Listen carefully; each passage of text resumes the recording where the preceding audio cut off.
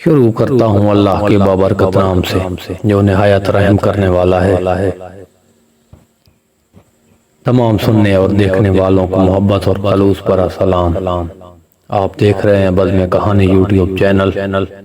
ناظرین کرام، آج کی اس ویڈیو میں حضرت ابن عباس رضی اللہ تعالیٰ عنہ کی سخاوت کا ایک واقعہ بیان کروں گا۔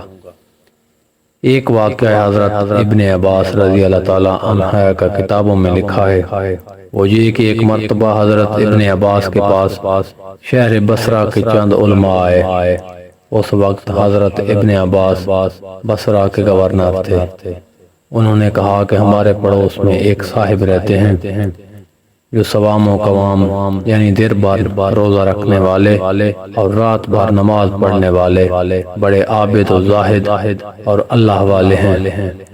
ہم میں سے ہر شخص کی خواہش ہے کہ ان جیسے بن جائیں۔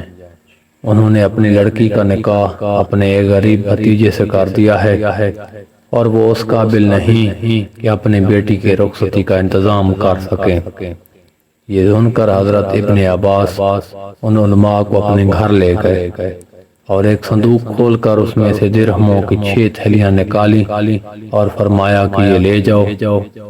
پھر کہنے لگے کہ ٹھہرو، یہ کوئی انصاف کی بات نہیں کہ ہم ایک شخص کی عبادت میں خلل ڈال دیں، لہذا مجھے بھی ساتھ لیتے چلو تاکہ ہم سب ان کی بیٹی کی رخصتی میں ان کی مدد کریں۔ دنیا اتنی قابل قدر نہیں کہ مومن کی عبادت میں خلل نہ ڈالا جائے، اور ہم اتنے بڑے نہیں کہ اولیاء اللہ کی خدمت نہ کریں۔ بھائیو، ایک بات یہاں اور جان لیں کہ ایثار و سخاوت کا اعلیٰ درجہ ہے، اور ایثار کہتے ہیں خود پر دوسروں کو ترجیح دینا۔ خود کو بھوک لگی ہے مگر خود نہیں کھاتا، دوسروں کو کھلاتا ہے۔ خود پیاسا ہے مگر دوسروں کو پلاتا ہے۔ حضرات صحابہ کی یہی خصوصیت تھی کہ محض وہ سخی نہیں تھے بلکہ ایثار کرتے تھے۔ اس لیے قرآن نے ان کی تعریف میں فرمایا